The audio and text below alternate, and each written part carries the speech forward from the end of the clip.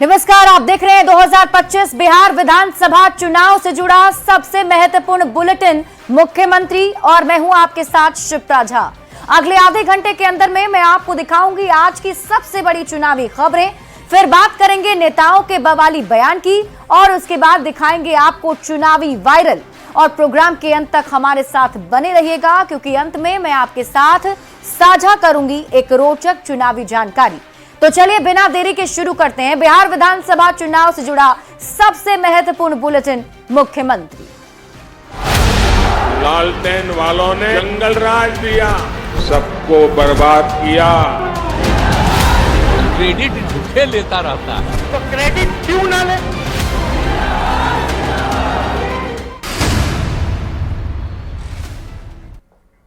और मुख्यमंत्री की शुरुआत सबसे बड़ी चुनावी खबर के साथ करेंगे और बात करेंगे सीएम नीतीश कुमार के बयान की, जिसे वो बार बार दोहराते हैं। 48 घंटे के अंदर मुख्यमंत्री नीतीश कुमार ने दोबारा इस बात को दोहराया कि वो अब इधर उधर नहीं करेंगे, एनडीए के साथ ही रहेंगे। विपक्ष सवाल कर रहा है कि आखिर बार बार नीतीश कुमार को ये बात दोहरानी क्यों पड़ रही है, तो बीजेपी इसे नीतीश कुमार का संकल्प बता रहा है बिहार के विकास के लिए। ये रिपोर्ट देखिए।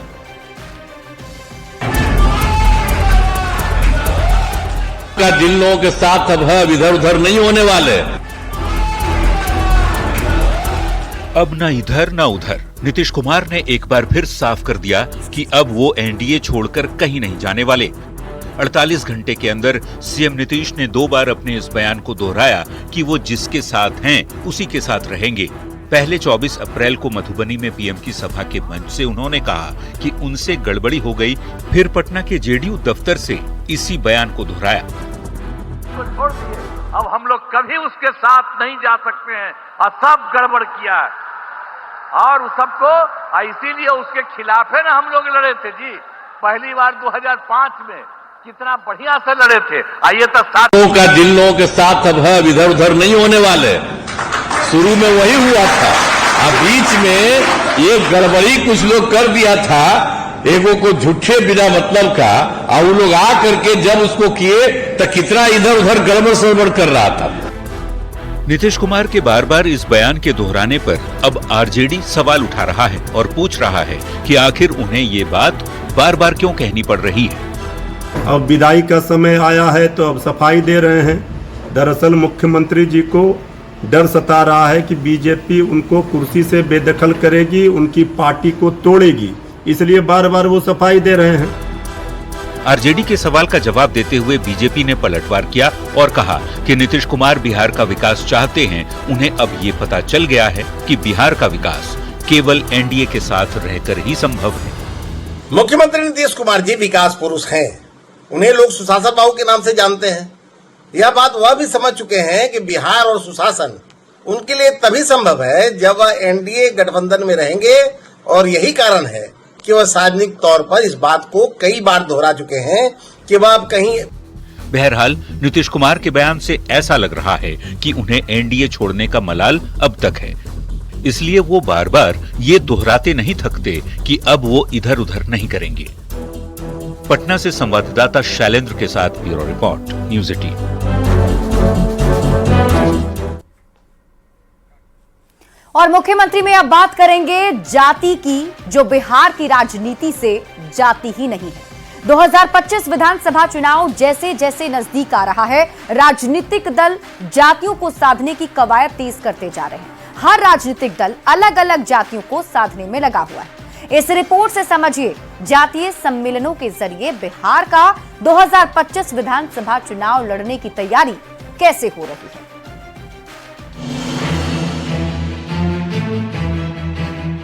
चुनावी साल में इन दिनों पटना के चौक चौराहों पर राजनीतिक दलों के पोस्टर आपको हर तरफ देखने को मिलेंगे। हर राजनीतिक दल अपनी अपनी रणनीतियों के तहत अलग अलग जातियों को साधने में जुटा है। ताड़ी निकालने वाले पासी समाज के लिए आरजेडी सम्मेलन करने वाला है। इस सम्मेलन में पूरे बिहार से ताड़ी उतारने वाले लोगों को बुलाया गया है। तेजस्वी की रणनीति है कि पासी समाज की बड़ी समस्या ताड़ी उतारने को चुनावी मुद्दा बना दिया जाए और इस समाज के वोट बैंक में सेंध लगाई जाए।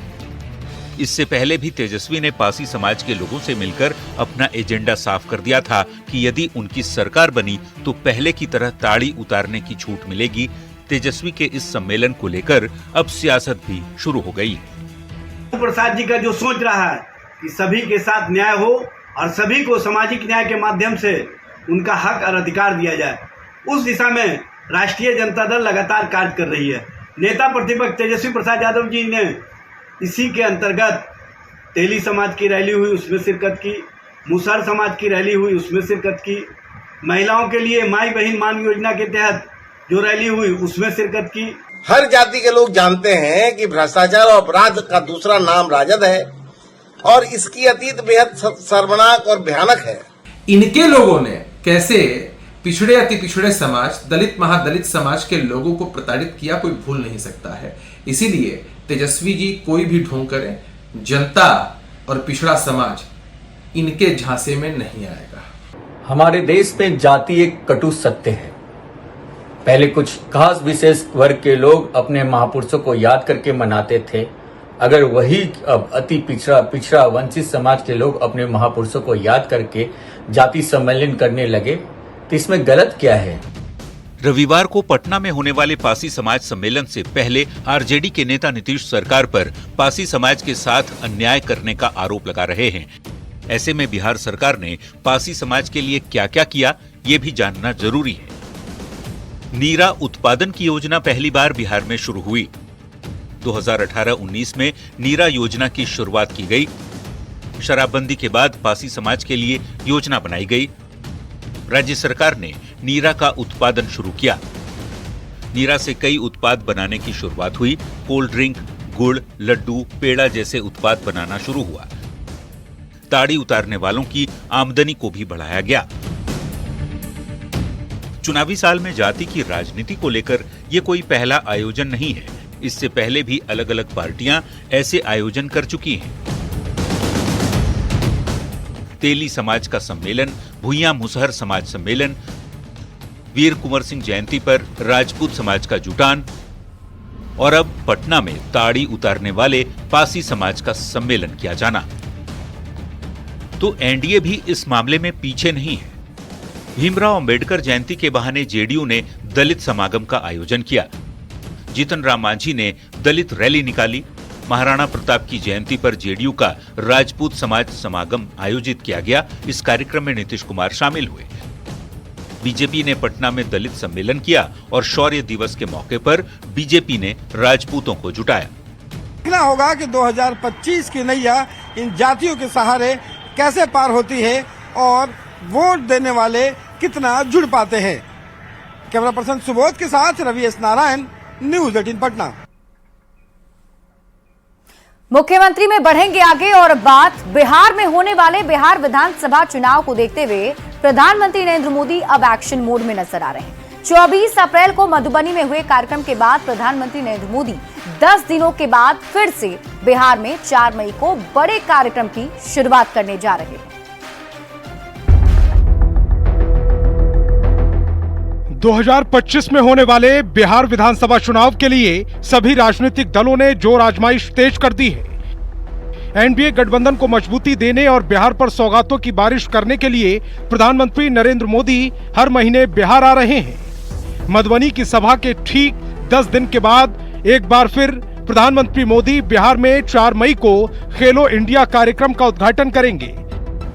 हालांकि इस बार प्रधानमंत्री मोदी वर्चुअल माध्यम से बिहार वासियों से जुड़ेंगे।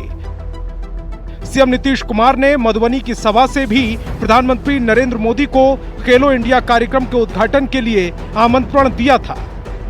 शुरुआत जो हो गई है 4 मई 2025 को, हम तो एकदम रिक्वेस्ट कर रहे हैं कि ये पटना में आकर के यही इसकी शुरुआत करेंगे। हम इनका नमन करते हैं। खेलो इंडिया कार्यक्रम के उद्घाटन को लेकर बिहार सरकार ने भी तैयारी शुरू कर दी है। उप मुख्यमंत्री सम्राट चौधरी ने कहा है कि बिहार में खेलों को बढ़ावा देने के लिए लगातार सरकार कोशिश कर रही है।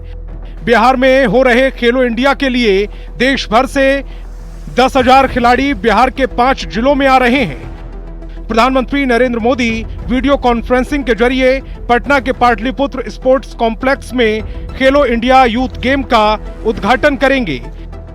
डिप्टी सीएम सम्राट चौधरी ने बताया कि प्रधानमंत्री खेलो इंडिया के साथ बिहार को और भी कई सौगातें देने वाले हैं। और प्रधानमंत्री जी से हम लोग आग्रह भी कर रहे हैं, मोकामा का पुल बन गया है। जेडीयू एमएलसी खालिद अनवर ने कहा है कि बिहार के लिए बड़ी बात है कि प्रधानमंत्री मोदी का विशेष ध्यान बिहार पर है। मुझे और 14 करोड़ बिहारियों को इस बात की खुशी है कि पिछले 1 सालों में जितना तेजी से काम हुआ, डेवलपमेंट का जो काम हो रहा है नीतीश कुमार जी की लीडरशिप में बिहार में, उसमें केंद्र का बहुत बड़ा सहयोग है। तो वहीं विपक्ष प्रधानमंत्री के बिहार दौरे पर सवाल खड़े कर रहा है। बिहार के लिए आपने क्या किया है वो जरूर बताएं, और हाँ, जातिगत सर्वे को शेड्यूल 9 में क्यों नहीं डाला उसके बारे में भी जरूर जानकारी जनता को दें। चुनावी साल है, कुछ दिनों के बाद प्रधानमंत्री आएंगे ही नहीं, पटना में ही डेरा डाल देंगे। प्रधानमंत्री के लिए चुनाव महत्वपूर्ण होता है। चुनावी साल में बिहार पर सौगातों की बौछार को लेकर सियासत तेज होती जा रही है। विपक्ष इसे जनता को गुमराह करने की कोशिश बता रहा है, तो एनडीए मोदी का मास्टर स्ट्रोक। न्यूज 18 के लिए पटना से संवाददाता शैलेंद्र कुमार की रिपोर्ट।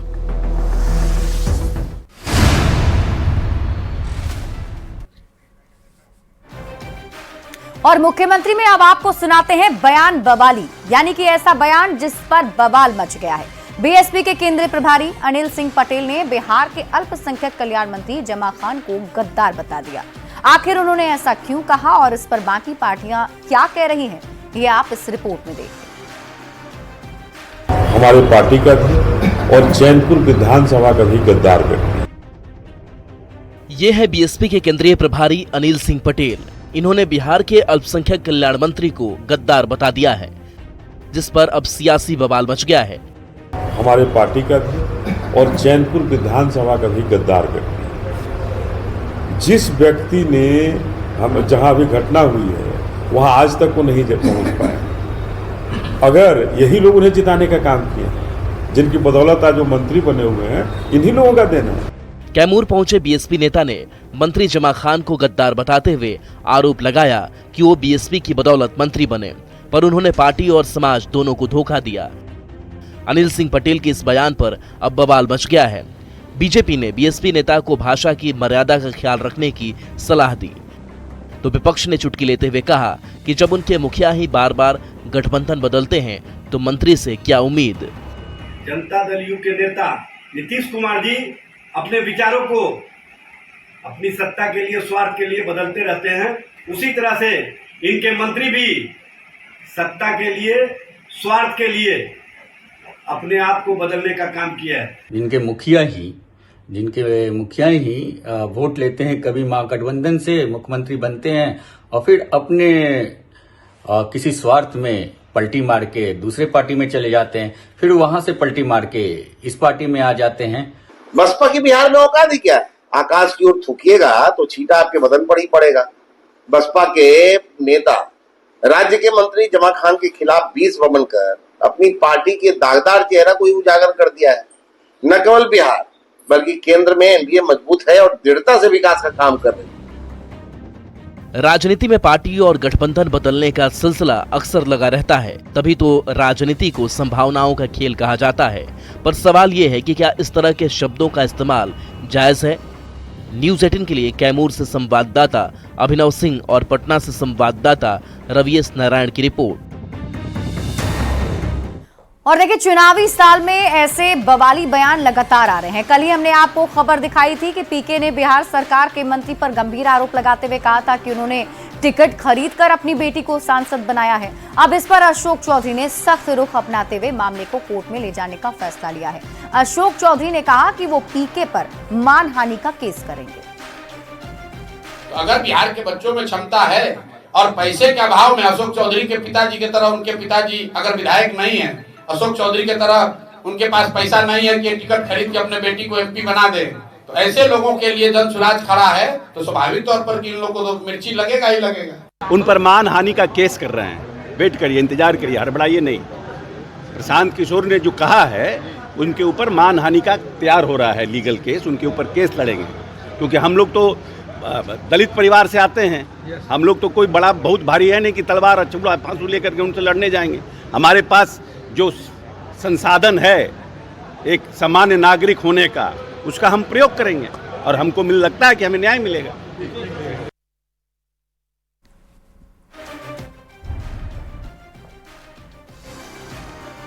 और मुख्यमंत्री में अब आपको दिखाते हैं चुनावी वायरल, यानी कि ऐसी खबर जो चुनावी मौसम में वायरल हो रही है। और आज की वायरल तस्वीर है मंत्री नीतीश मिश्रा की, जिसे लेकर लोग उनकी काफी तारीफ कर रहे हैं।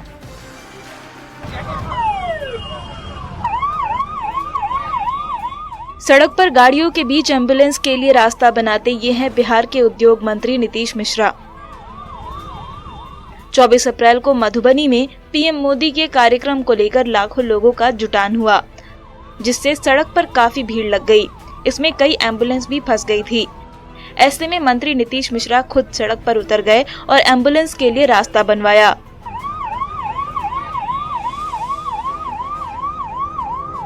नीतीश मिश्रा ने एक नहीं बल्कि कई एम्बुलेंस को जाम से निकलवाया, फिर शांत भाव से अपनी गाड़ी में बैठ गए और आगे बढ़े। लोग सोशल मीडिया पर इस पहल की जमकर तारीफ कर रहे हैं। इस वीडियो ने ये साबित कर दिया है कि कोई कितना भी बड़ा नेता क्यों न बन जाए, सच्चा नेता वही है जो जनता की तकलीफ को समझे और उसे कम करने में उसकी मदद करे, जैसा कि मंत्री नीतीश मिश्रा ने किया। तभी तो आज हर कोई कह रहा है मंत्री हो तो ऐसा। Bureau report, news 18।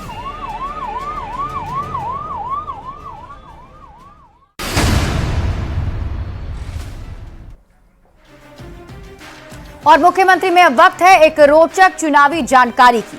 क्या आप जानते हैं कि बिहार का पहला और एकमात्र मुस्लिम सीएम कौन था?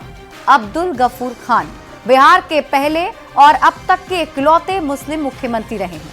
अब्दुल खान 1952 में बिहार विधानसभा चुनाव में जीतकर विधायक बने और तब आजादी के बाद से लगातार कांग्रेस पार्टी का मुख्यमंत्री की कुर्सी पर कब्जा रहा। अब्दुल गफूर खान ने प्रदेश के 15वें मुख्यमंत्री के रूप में जुलाई 1973 में कुर्सी संभाली, लेकिन वो अपनी कुर्सी ज्यादा समय तक नहीं बचा सके। अब्दुल गफूर खान 2 जुलाई 1973 से 11 अप्रैल 1975 तक बिहार के मुख्यमंत्री रहे और उस समय देश की प्रधानमंत्री इंदिरा गांधी थी। मार्च 1974 में बिहार से जयप्रकाश नारायण के नेतृत्व में छात्र आंदोलन की शुरुआत हुई थी और उस समय बिहार के मुख्यमंत्री अब्दुल गफूर खान ही थे। जेपी आंदोलन के कारण उन पर इस्तीफे का दबाव बना और इसके अलावा उनके शासनकाल में ही 1975 में बिहार के समस्तीपुर में ललित नारायण मिश्रा की हत्या हो गई थी। ये घटनाएं खान के खिलाफ गईं और 1975 में कांग्रेस की तत्कालीन प्रधानमंत्री इंदिरा गांधी ने अब्दुल गफूर खान को हटाकर उनकी जगह जगन्नाथ मिश्रा को मुख्यमंत्री बना दिया। और चलिए अब तेज रफ्तार में देखते हैं चुनाव से जुड़ी 25 खबरें। चुनाव 25